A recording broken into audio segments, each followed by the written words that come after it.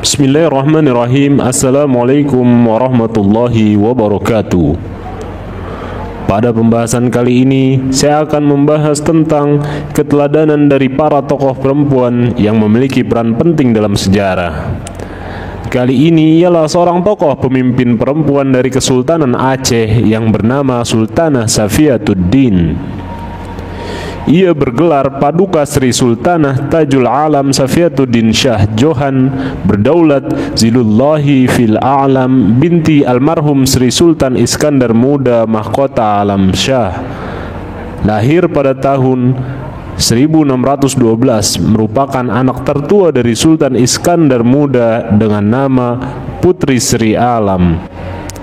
Sedangkan nama Safiatuddin Tajul Alam memiliki arti kemurnian iman, mahkota dunia.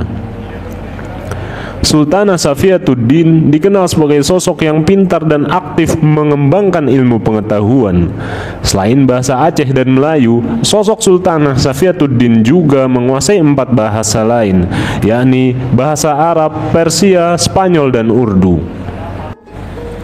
Ia memerintah antara tahun 1641 sampai 1675. Pada masa kepemimpinannya ini dianggap sebagai zaman keemasan Islam dan Melayu di Aceh yang tak tertandingi hingga kini.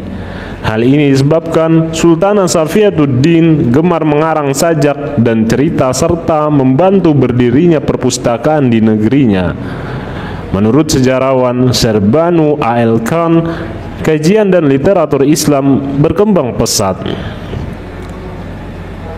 Selain itu, menurut Bustanus Salatin, ekonomi dan perdagangan Aceh menggeliat pada masa Safiatuddin. Pelabuhan Aceh selalu sibuk dengan datangnya berbagai kapal pedagang asing. Selain itu, Bustan menyebutkan bahwa pada masa Safiatuddin harga makanan murah dan kerajaan Aceh menikmati kesejahteraan. Bustan juga menjelaskan bahwa emas dalam jumlah yang besar telah ditemukan pada masa Safiatuddin sehingga meningkatkan pendapatan negara. Sultanah Safiatuddin memerintah selama 35 tahun dan membentuk barisan perempuan pengawal istana yang turut berperang dalam Perang Malaka tahun 1639. Ia juga meneruskan tradisi pemberian tanah kepada pahlawan-pahlawan perang sebagai hadiah dari kerajaan.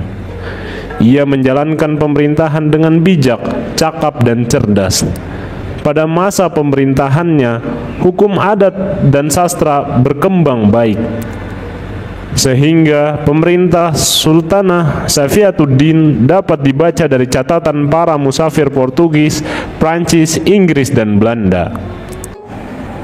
Pada masa pemerintahannya terdapat 2 orang ulama penasihat negara, yaitu Nuruddin Ar-Raniri dan Abdurrauf Singkil, yang bergelar Tengku Syah Kuala. Atas permintaan Ratu, Nuruddin menulis buku berjudul Hidayatul Imam yang ditujukan bagi kepentingan rakyat umum. Dan atas permintaan Ratu pula, Abdurrauf Singkil menulis buku berjudul Mir'at At-Tullab fi Tashyil Mawaiz Al-Badi' Rifat Al-Ahkam Asy-Syar'iyyah lil Malik Al-Wahhab, untuk menjadi pedoman bagi para qadi dalam menjalankan tugasnya. Kajian dan literatur Islam mengalami perkembangan pesat pada masa Sultanah Safiatuddin. Terdapat berbagai karya sastra penting yang ditulis pada masa kekuasaannya. Syekh Al-Islam Aceh Nuruddin Ar-Raniri menulis setidaknya 7 buku mengenai agama, sejarah, literatur, dan hukum seperti Siratul Mustaqim, Syaiful Qutub, dan Bustanus Salatin fi Dzikril Awwalin wal Akhirin. Safiatuddin juga menugaskan Abdurrauf As-Singkil untuk menulis sebuah buku mengenai fikih yang kini dikenal sebagai sebutan Mir'at Al-Tullab. Buku yang diselesaikan pada tahun 1663 ini merupakan buku pertama mengenai hukum agama yang ditulis dalam bahasa Melayu.